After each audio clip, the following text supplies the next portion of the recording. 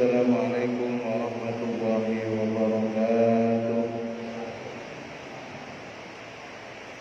Alhamdulillah, alhamdulillahilladzi arsala rasulahu bil huda wa dinil haqqi liyudhhirahu 'ala dini kullih wa kafaa billahi shahida. Asyhadu an la ilaha illallah wahdahu la syarika lah wa asyhadu anna sayyidana Muhammadan abduhu wa rasuluhu la nabiyya ba'dah. Allahumma salli wa sallim wa barik ala sayyidina Muhammad al-fatih lima uliq wal khatib lima sabaq nasiril haqqi bil haqqi wal hadi ila siratikal mustaqim wa ala alihi haqqa qadrihi wa miqdarihi al-azim. Qala Allah ta'ala fil Qur'anil Karim, a'udzu billahi minasy syaithanir rajim. Bismillahirrahmanirrahim. Wa ahidna ila Ibrahim wa Ismail an tahhira baytiya lit-ta'ifin wal 'akifin an tahhira baytiya lit-ta'ifin wal 'akifin wal 'akifin war ruk'is sujud. Sadaqallahul azim.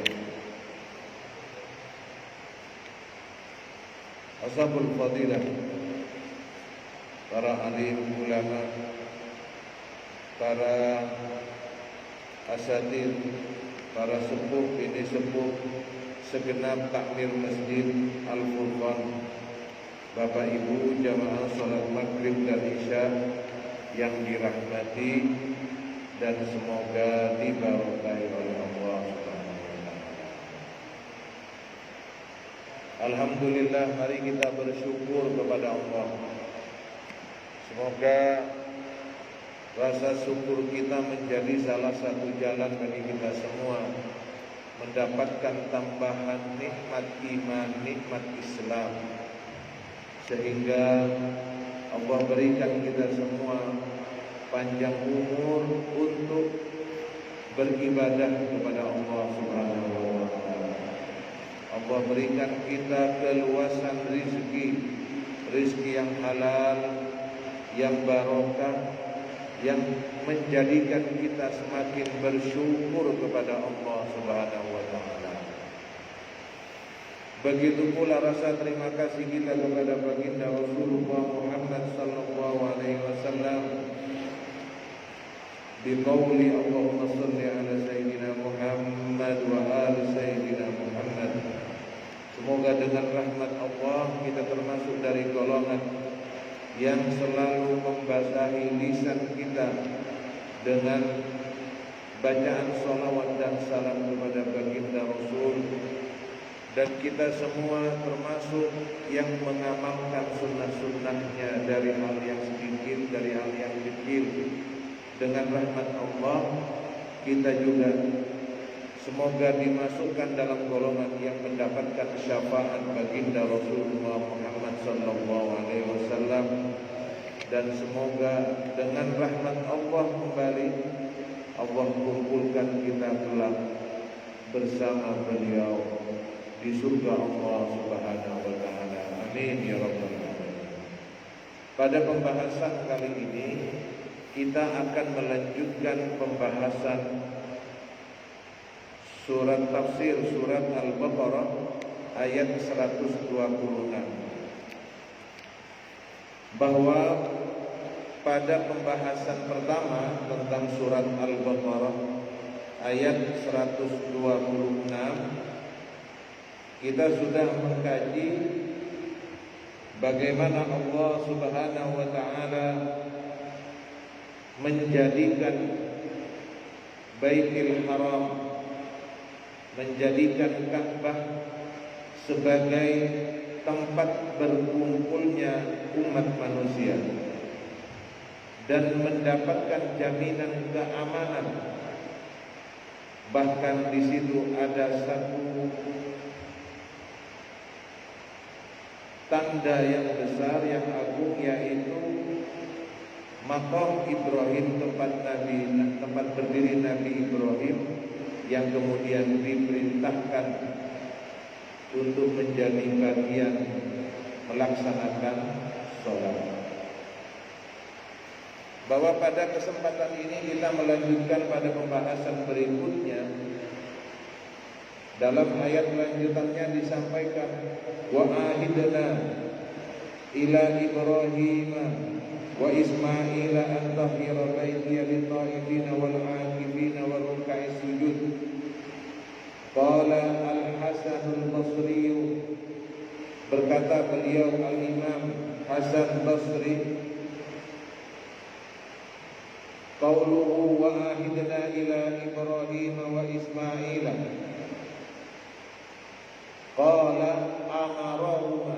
Jadi makna wa ahidna ini adalah amarahuma, Allah perintahkan beliau berdua, yaitu Nabi Ibrahim dan Nabi Ismail. Apa yang Allah perintahkan kepada beliau berdua? Amarahum Allahu ayyutahhirahu minal adha wan najas, agar supaya Baitullah itu suci, bersih dari kotoran dan najis. Jadi agar supaya selalu dalam kesucian dari hal-hal yang bersifat najis, diperintahkan kepada beliau berdua untuk menjaganya dalam keadaan bersih dan suci. Wala yusibahu min dzalika syai'un, dan ini menjadi fokus utama agar supaya hal tersebut tetap terjaga kebersihannya. Wa qala Ibnu Juraij, berkata yang Ibnu Juraij, qultu li Atha, saya berkata kepada Atha, ma ahduhu, bahwa apa yang menjadi pembahasan dalam kalimat ahdu, ahidna, yaitu ahduhu. Jadi ahidna itu ahduhu, apa? Amruhu, perintahnya. Jadi makna lain dari ahidna itu adalah amarahu. Wa qala Abdurrahman bin Zaid bin Aslam, berkata beliau Imam Abdurrahman bin Zaid bin Aslam, wa ahidna ila Ibrahim ay amarnahu kada. Jadi diperintahkan beliau Nabi Ibrahim kada, seperti ini, menjaga kebersihan dan kesucian tadi. Qala wa dhahir, secara dhahir, anna hadzal harf innama uddiyu, secara dhahir huruf ini adalah al-muta'addi, ya, bi ila, dengan menggunakan ila. Li'annahu fi makna taqaddamna wa awhayna, dikarenakan maknanya sebelumnya sebagaimana di awal atau sebagaimana disampaikan kepada mereka oleh kami, wa awhayna. Wa qala Sa'id bin Jubair, berkata beliau Sa'id bin Jubair, an Ibni Abbas, dari sahabat Ibnu Abbas, qauluhu an tahhira baitiya lit-ta'ifina wal 'akifin, qala, bahwa yang dimaksud mensucikan rumahku bagi orang-orang yang tawaf, bagi orang-orang yang iktikaf di Masjidil Haram, dibersihkan dari apa? Disucikan dari apa? Minal awthan, dari berhala. Jadi memang sebelumnya kan digunakan oleh orang-orang jahiliyah, digunakan oleh orang-orang jahiliyah, digunakan sebagai tempat menyembah berhala. Makanya disuruh dibersihkan.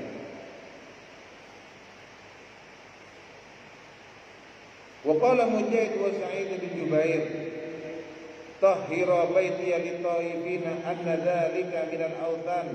Bukan hanya itu, kata Sa'id bin Jubair, makna dari tahhira baitiya lit-taifin anna dzalika minal awtan, yaitu dijaga kesucian Masjidil Haram dari berhala, warrafat, kemudian kata-kata yang cabul, yang tidak pantas.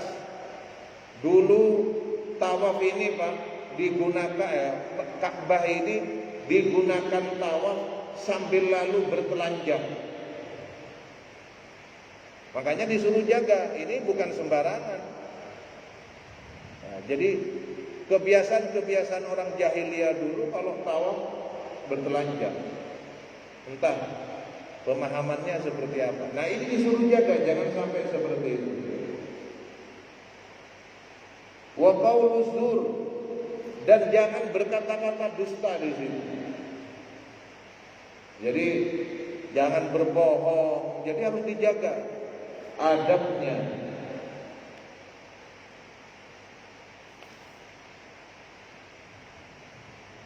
Warik, termasuk kotorannya. Jadi yang perlu dijaga ketika berada di Masjidil Haram adalah pertama, dijauhkan dari berhala selain Allah yang patut untuk disembah. Yang kedua, perbuatan ucapan yang sifatnya tidak senonoh, cabul dan sebagainya, itu dilarang, disuruh jaga. Yang ketiga, kemudian perkataan-perkataan dusta. Yang berikutnya adalah kotoran-kotoran, disuruh menjaga. Ya. Kok itu Pak ya? Lawang wallahu a'lam, saya gak pernah itu melihat burung buang kotoran di situ. Ya Pak ya? Merpati itu kan banyak itu, lewat itu. Tapi nggak ada yang buang kotoran di situ. Nggak tahu ya, masing-masing mungkin punya cerita sendiri-sendiri. Nggak ada itu. Merpati juga melewati di atasnya Ka'bah, itu nggak ada. Loh kok tahu? Iya, saya lihat, nggak ada yang lewat atasnya Ka'bah, itu nggak ada. Allahu Akbar. Jadi ini sebenarnya ada sesuatu yang besar. Merpati saja paling kalau iya kena sajadahnya jamaah Pak. Itu. Wallahu a'lam. Qala Ibnu Abi Hatim, berkata beliau Ibnu Abi Hatim, warawa an Ubaid bin Umair wa Abil Aliyah wa Sa'id bin Jubair wa Mujahid wa Abu wa Qatadah, diriwayatkan dari Ubaid bin Umair, dari Abil Aliyah, dari Sa'id bin Jubair, dari beliau Imam Mujahid, dari Atha, dari Qatadah, antahira baitiyah. Yang dimaksud antahira ini, membersihkan ini, menyucikan ini, kata mereka maknanya adalah menyucikannya itu dengan kalimat la ilaha illallah. Ada yang memaknai seperti itu. Jadi kalau yang tadi sifatnya zahir, yang sifatnya nampak, menjaga tutur kata, penampilan dan sebagainya, ada yang memaknai menyucikannya itu dengan la ilaha illallah, ay minasyirki. Bukan hanya zahirnya, batinnya juga. Ketika masuk ke situ hanya Allah semata, la ilaha illallah. Menjaga dari hal-hal yang sifatnya perbuatan syirik. Jadi perbuatannya itu namanya syirik, orangnya adalah musyrik. Ya. Jadi perbuatannya syirik, orangnya musyrik. Itu. Nah, menyucikannya dengan membaca kalimat la ilaha illallah minasyirki. Wa amma qaulu ta'ala, adapun firman Allah Subhanahu wa taala, lit-taifina, yaitu orang-orang yang bertawaf atau bagi orang-orang yang bertawaf, fattawafu bil baiti ma'ruf. Jadi memang sudah umum bertawaf, berkeliling di rumah Allah.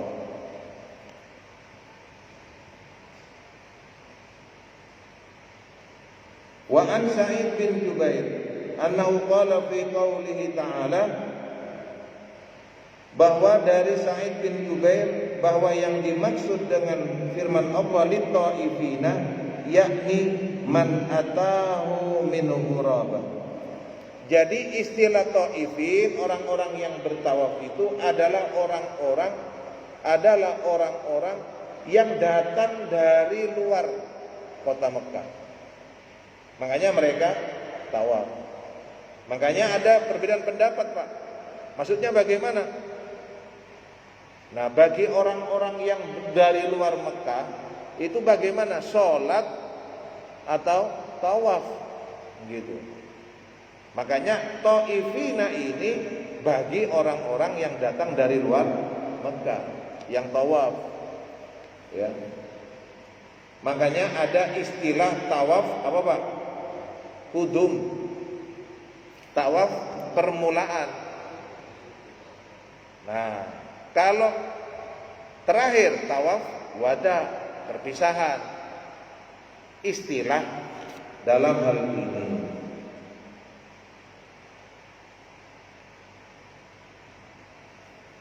Jadi at-taifin, lit-taifin seperti itu.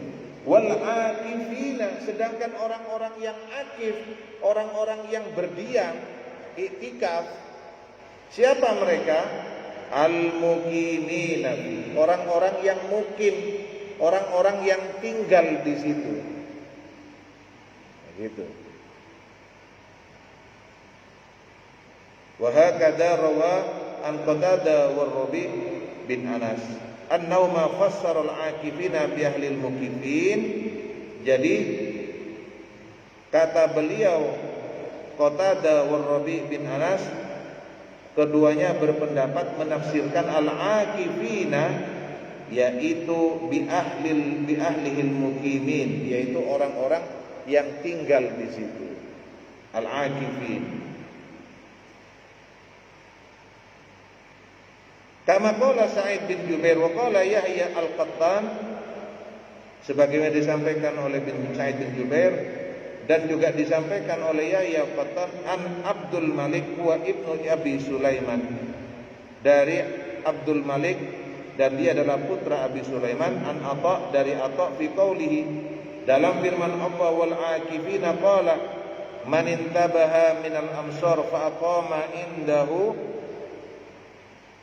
wa qala lana wa nahnu mujawiruna antum minal akifina. Nah, ada juga bahwa orang-orang yang datang dari luar Mekah, kemudian mereka itu tinggal di situ, kemudian mereka ini tinggalnya di sekitar Baitullah sehingga mereka menetap di situ. Itu termasuk juga golongan dari mukimin. Makanya di Arab Saudi itu banyak dari luar Arab, dari Turki, Indonesia. Nah, itu. Intinya mereka akhirnya menetap di situ. Sehingga orang-orang yang tinggal di Mekah istilahnya mukimin. Biasanya begitu kalau kita umroh atau haji, mukimin, orang yang sudah menetap di sana.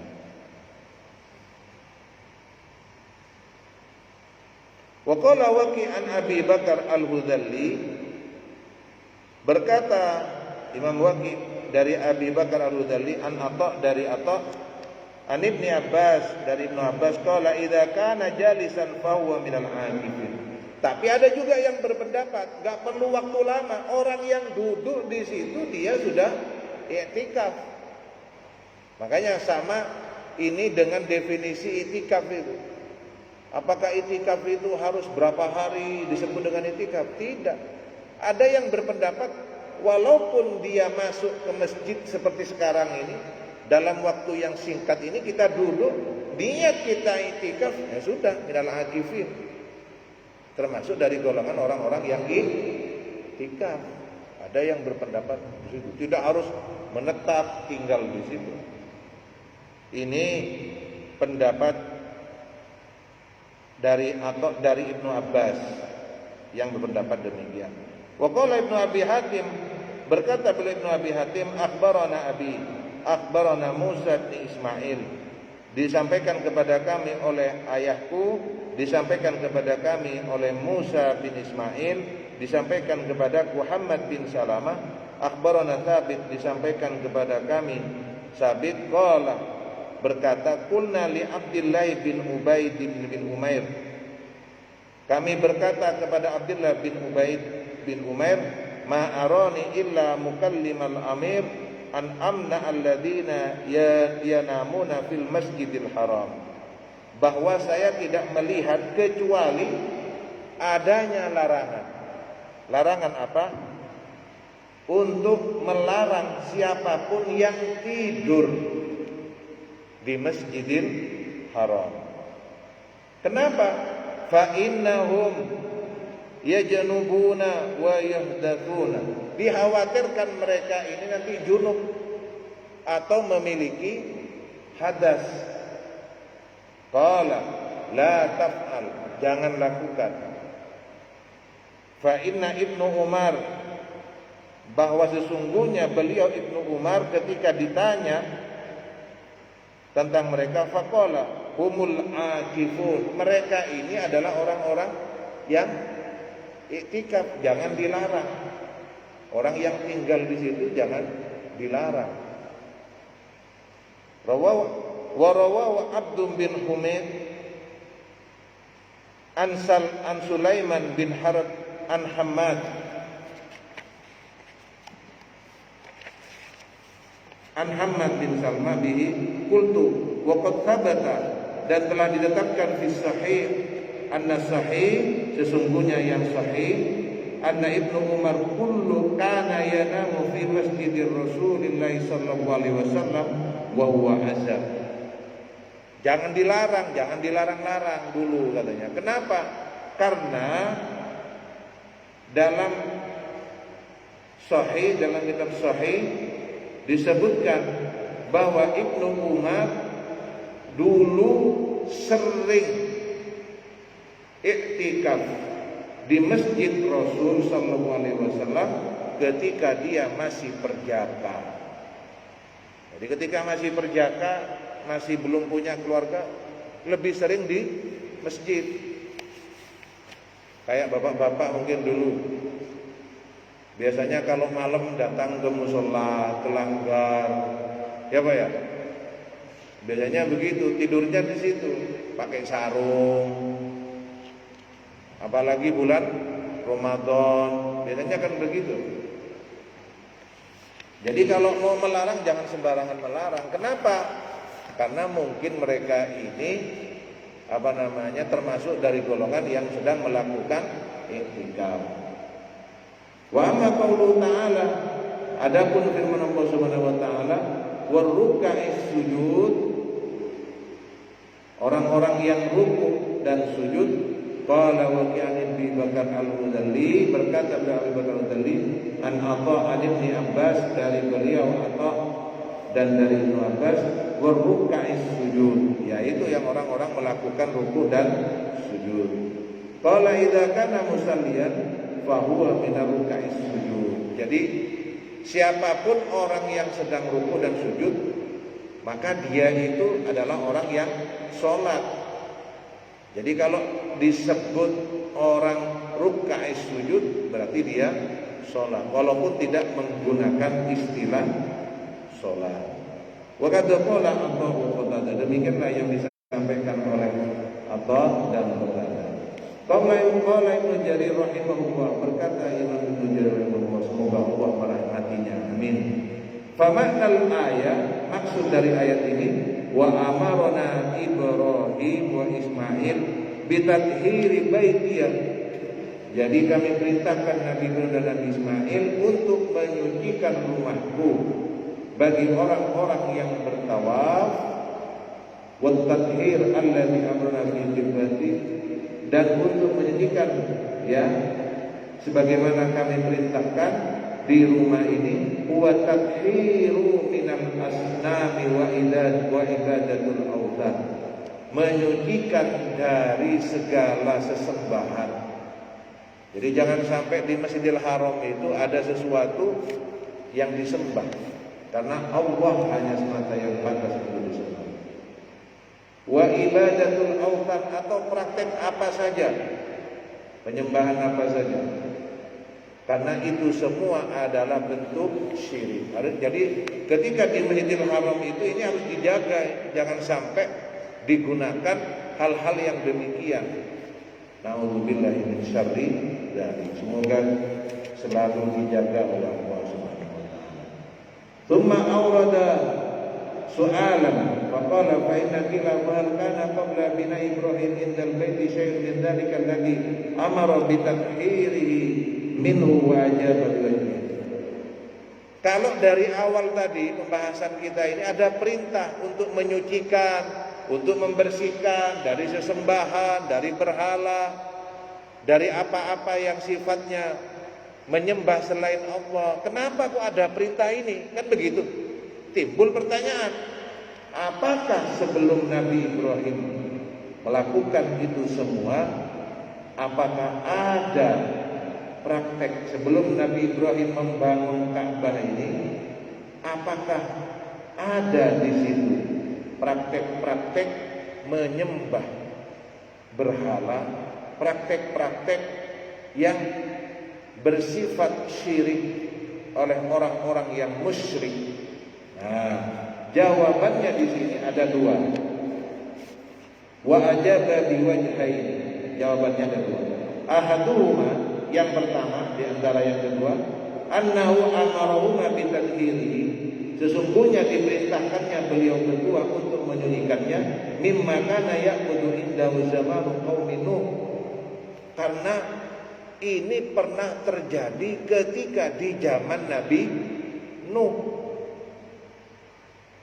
Itu kan ada sejarah yang mengatakan bahwa banjirnya Nabi Nuh itu juga yang berpengaruh kepada rusaknya Ka'bah itu. Jadi karena perbuatan-perbuatan manusia yang sudah melampaui batas, menyembah selain Allah, sehingga terjadi peristiwa-peristiwa yang sangat dahsyat. Jadi kenapa kok ada perintah untuk menyucikan dari hal-hal yang sesembahan-sembahan itu? Karena setelah Nabi Ibrahim, sebelum Nabi Ibrahim, dulu Nabi Nuh itu kaumnya kerjaannya begitu. Sebelum Nabi Muhammad ya diperintahkan, ditunjuk menjadi rasul, orang-orang Quraisy, orang-orang jahiliyah kalau ada di Ka'bah kerjaannya ketawaf, tapi tawafnya tidak pakai baju.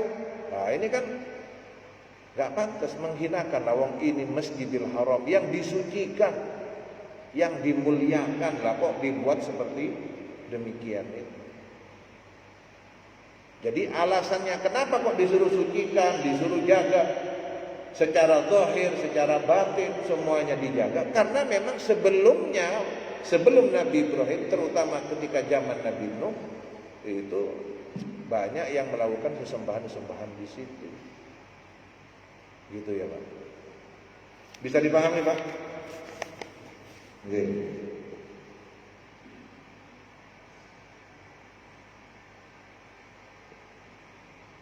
Liyakuna dzalika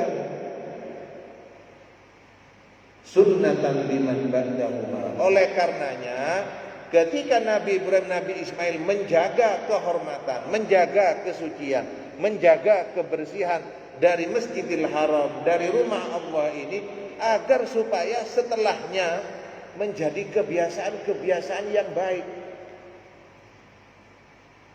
menjadi terjaga kemuliaan Masjidil Haram, kesucian Masjidil Haram. setelah nanti dilakukan oleh Nabi Ibrahim dan Nabi Ismail. Walaupun nanti pada masanya lagi datang zaman jahiliyah lagi, sampai kemudian datang baginda Rasulullah Muhammad sallallahu alaihi wasallam. Jadi sebenarnya ajaran baginda Rasulullah dengan nabi-nabi sebelumnya ini sambung. Makanya di fikih itu ada istilah syar'un man qablana. Syariat-syariat sebelum kami. Maksudnya kami siapa? Baginda Rasul. Apa contohnya? Khitan. Khitan itu perintahnya kepada Nabi Ibrahim. Tapi sampai juga dilakukan oleh Nabi Muhammad dan umatnya. Ini menunjukkan nyambung. Ajarannya nyambung. Tapi seiring waktu manusia itu kan melampaui batas, lupa kepada ajaran-ajarannya, sehingga diutus kemudian Rasul untuk mengingatkan kembali, mengajak kembali kepada jalan Allah Subhanahu wa ta'ala. Idza kana Allah ta'ala qad ja'ala Ibrahim imaman yaqtadi kama qala Allah. Makanya apalagi ketika Nabi Ibrahim ditunjuk menjadi seorang pemimpin. Wa idzibtala Ibrahim rabbuhu bikalimatin fa'atammahu. Jadi sebagai seorang pemimpin memberi contoh, mengawali dan sebagainya Nabi Ibrahim. Kama qala Abdurrahman, sebagai disampaikan oleh Abdurrahman bin Zaid, bahwa antahira baiti, untuk menyucikan rumahku, qala minal asnam allati ya'budun, dibersihkan, disucikan dari menyembah berhala. Makanya sahabat itu sahabat itu ketika di tempat sekarang sa'i di Mas'a, itu kan tempatnya berhala-berhala juga. Para sahabat dulu itu ketika mau melaksanakan ibadah di situ, di Mas'a itu, mereka takut itu, khawatir apakah ini nanti nggak menjadi amalannya berhala-berhala itu, apa nggak syirik. Akhirnya turun ayat. Makanya kalau kita di Mas'a itu, di tempat sa'i itu, kita disuruh membaca ayat. Apa ayatnya? Innas sofa wal marwata min sya'airillah faman hajjal baita aw itamara fala junaha alaihi ayyattawafa bihima, dan seterusnya. Itu karena ayat itu turun karena sahabat itu hatinya ragu. Makanya ketika ragu seperti itu, Allah turunkan ayat ini. Sesungguhnya Safa dan Marwah adalah bagian dari syiarnya Allah. Tidak usah ragu, dulu ditempati berhala sudah dulu. Jadi supaya mantep. Faman hajjal baita, maka barang siapa yang melaksanakan haji ke rumah Allah, awi tamara, atau melaksanakan umrah, maka dia tidak berdosa, ayat tawafa, untuk melakukan perjalanan itu. Jadi itu jawaban dari keraguan para sahabat, Pak. Iki gone berhala-berhala pian. Ya opo gak salah ta iki. Gitu, Pak. Jadi untuk menjaga kesucian. Wa yahtaji hada ila dalilun 'anil maksum. Dan ini membutuhkan penetapan berkaitan dengan dalil dari yang maksum. Rasulullah kan maksum julukannya, yang dijaga artinya. Muhammad sallallahu alaihi wasallam, yaitu Nabi Muhammad sallallahu alaihi wasallam. Itu jawaban yang pertama. Yang kedua, jawaban tadi pertanyaan, loh kok ada perintah untuk menyanyikan dan sebagainya. Ada apa sebelum Nabi Ibrahim? Jawaban yang kedua, annahu amarahuma ayyakhlasa fi bina'ihi lillahi wahdahu la syarika lahu fayabniyahu mutahhiran minasyirki warraib. Makanya yang kedua alasannya perintah kepada beliau berdua, Nabi Ibrahim dan Nabi Ismail, dalam hal ini ayah liso, agar supaya memurnikan niatnya ketika membangun untuk Allah semata yang tidak ada sekutu baginya. Maka kemudian beliau berdua membangun, membina Ka'bah, kemudian menyucikan dari perbuatan-perbuatan syirik atau yang menyekutukan dan atau hal-hal yang membuat syak, yang ragu. Kama qala jalla sana'u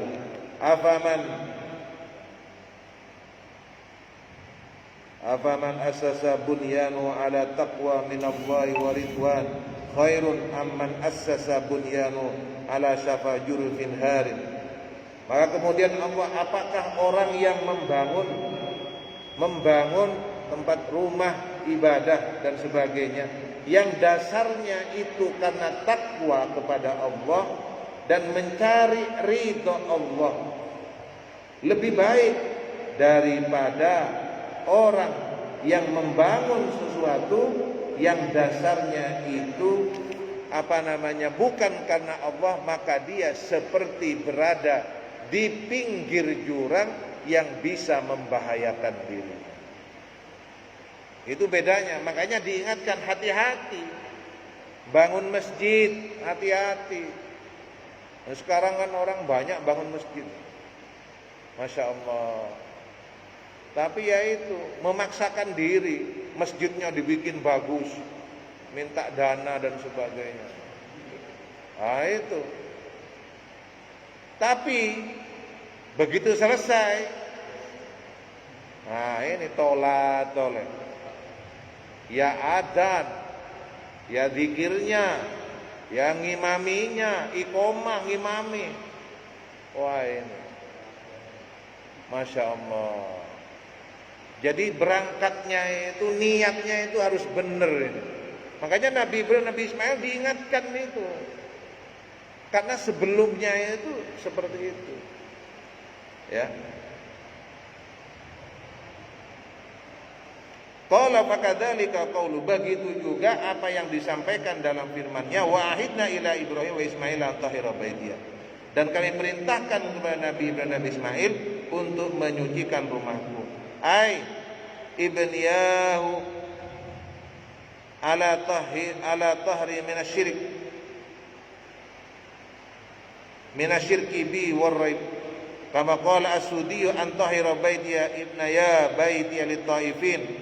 Wa mulakhis hadzal jawab anna Allah ta'ala amara Ibrahim wa Ismail alaihi salam ayyabna al-Ka'bah ala ismi wahdahu la syarika lahu lit-taifina wal 'akifina inda wal musallina ilaihi min ruk'is sujud. Jadi inti dari semua ini sebenarnya kesimpulannya bahwa dalam membangun, jawabannya bahwa perintah kepada Nabi Ibrahim dan Nabi Ismail, semoga beliau berdua selalu mendapatkan kesejahteraan dari Allah, dalam membangun Ka'bah hanya atas nama Allah semata tanpa sekutu baginya, yang dikhususkan juga kepada para orang-orang yang tawaf, orang-orang yang berdiam i'tikaf, orang-orang yang sholat, orang-orang yang ruku, orang-orang yang sujud.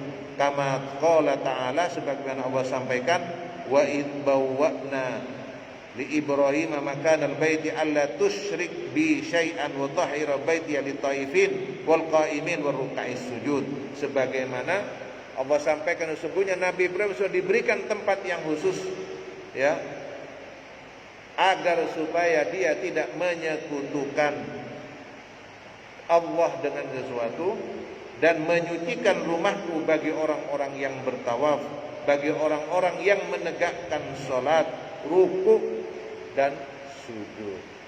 Sementara mungkin ini, insya Allah kita lanjutkan pada pertemuan yang akan datang. Kekurangan milik saya, keterbatasan milik saya semoga Allah yang menyempurnakan sehingga menjadi ilmu yang bermanfaat dan bisa kita amalkan. Amin ya rabbal alamin. Ya Rasulullah salamun alaik ya Rabbi asyani wa daraji atfatayyaji ra'atal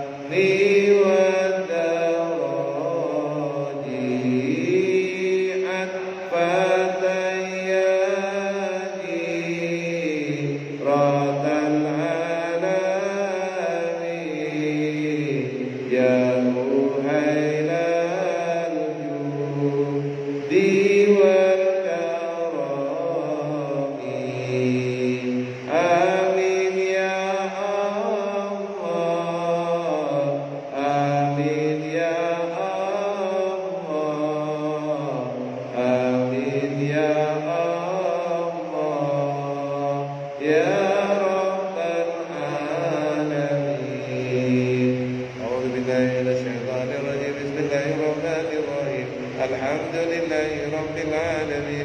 Allahumma salli wa sallim wa barik ala Sayyidina Muhammad wa ala ali Sayyidina Muhammad. Allahumma arhamna bil Quran waj'alhu lana imaman wa nuran wa hudan wa rahmah. Allahumma dhakkirna minhu ma nasina wa 'allimna minhu ma jahilna warzuqna tilawatahu ana al-lail wa atrafan nar waj'alhu hujjatan lana ya rabbal alamin. Allah ya Allah ya Rahman ya Rahim, kami memohon dengan keberkahan Al-Quran yang kami pelajari ini, dengan majlis kami ini ya Allah, kami memohon ampunan kepadamu. Ampunilah dosa-dosa kami, dosa kedua orang tua kami, bagi orang tua kami yang telah mendahului kami ya Allah. Ampunilah dosa mereka, angkat derajat mereka, muliakanlah mereka. Bagi orang tua kami yang masih hidup bersama kami ya Allah, ampunilah kami dan mereka, berkahilah kami dan mereka, berikanlah kami kesempatan untuk berbakti dan membahagiakan mereka ya Allah. Berikanlah kami dan mereka husnul khatimah ya Allah. Anugerahkanlah kami keturunan ya Allah, putra-putri yang saleh-salehah, dari golongan yang mendirikan salat, menegakkan salat, dari golongan yang istiqomah membaca Al-Quran, menghafalkannya dan mengamalkannya ya Allah ya Rahman ya Rahim. Berkahilah kami, keluarga kami, anugerahkanlah kami keluarga yang sakinah mawaddah warahmah. Berilah kami ya Allah istri yang saleh, berilah kami ya Allah qurrata ayun dari anak-anak kami ya Allah. Ya Allah, cukupkanlah kami dari yang halal, dari rizki yang halal, yang berikanlah kami rizki yang halal yang menjadikan kami semakin bersyukur kepadamu ya Allah ya Rahman. Wa sallallahu ala sayyidina Muhammad wa ala alihi wa sahbihi wa sallam walhamdulillahi rabbil alamin. Wassalamualaikum warahmatullahi wabarakatuh.